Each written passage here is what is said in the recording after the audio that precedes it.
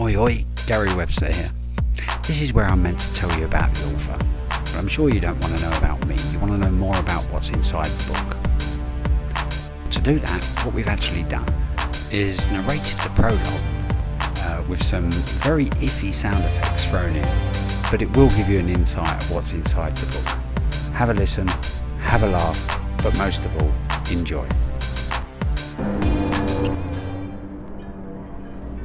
The great hall of the castle was supercharged with an energy only ever present when the four master wizards gathered in the same place at the same time. They and their attendants had travelled from the four corners of the earth, each from his or her domain, to witness the end of an era. Tonight, they would bear witness to the passing of the Great Charter, from the old keyboard to the new. There was a restlessness in the air.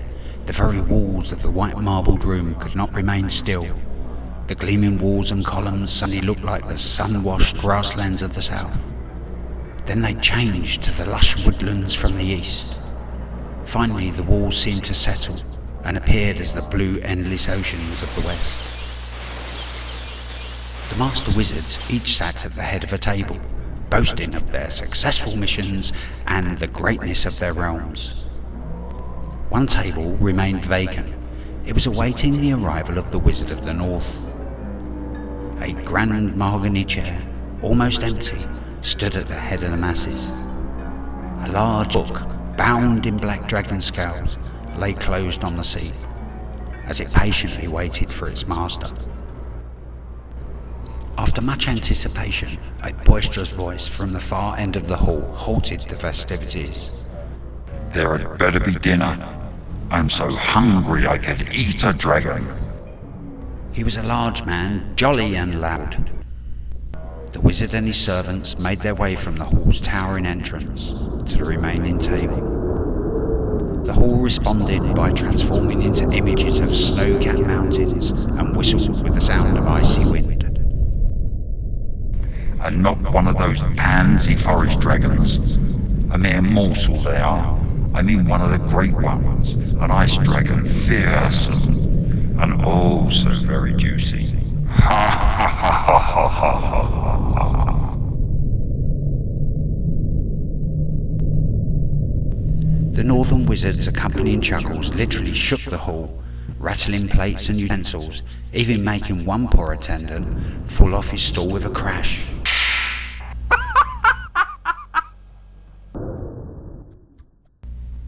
The jolly wizard's wishes were immediately answered, as the four tables became covered in delicious food.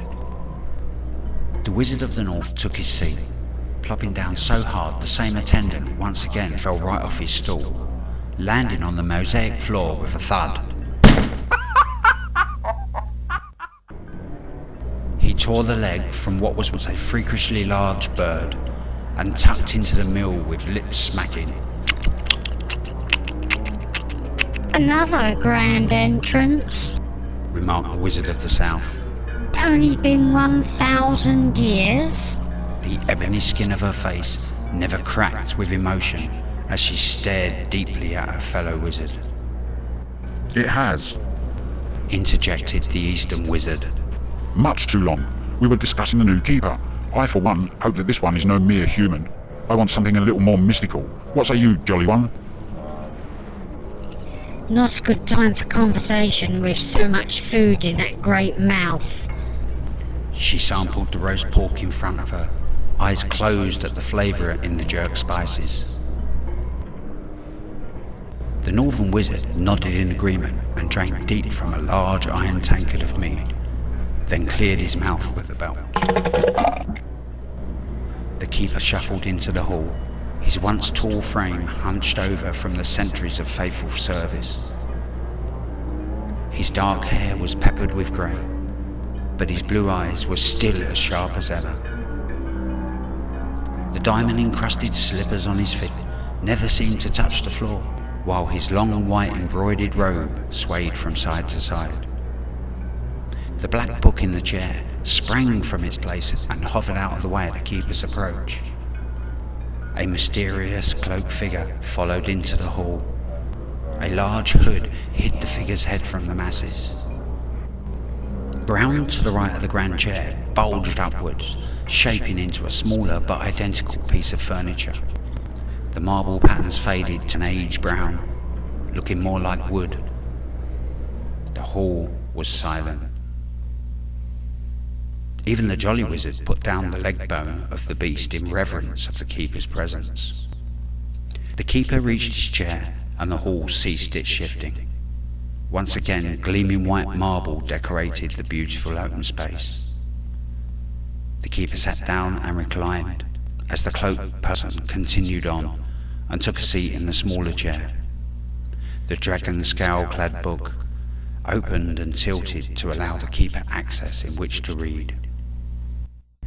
Be it known that all of mankind makes a choice between good and evil. In both life and death, we journey our chosen paths.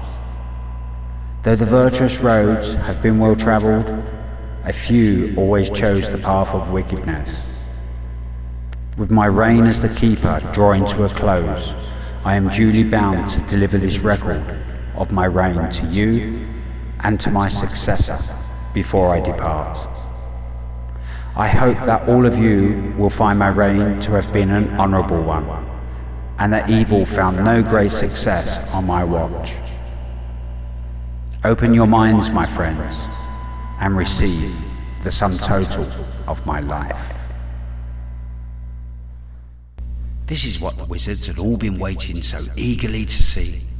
Every being in the hall relaxed, forgetting all worry, all hunger, and all doubt as the will of the keeper reached out to bind with them. A tiny pinpoint of light shone before their eyes. It grew in size, finally blotting out all visions of the hall. Beneath the black cowl of the other, two bright suns bloomed where eyes would be. Every creature in the hall began to see a forest, thick with fresh snowfall. The view was flying through the pine trees, overrunning wild animals, and into a clearing where there stood a tiny cottage.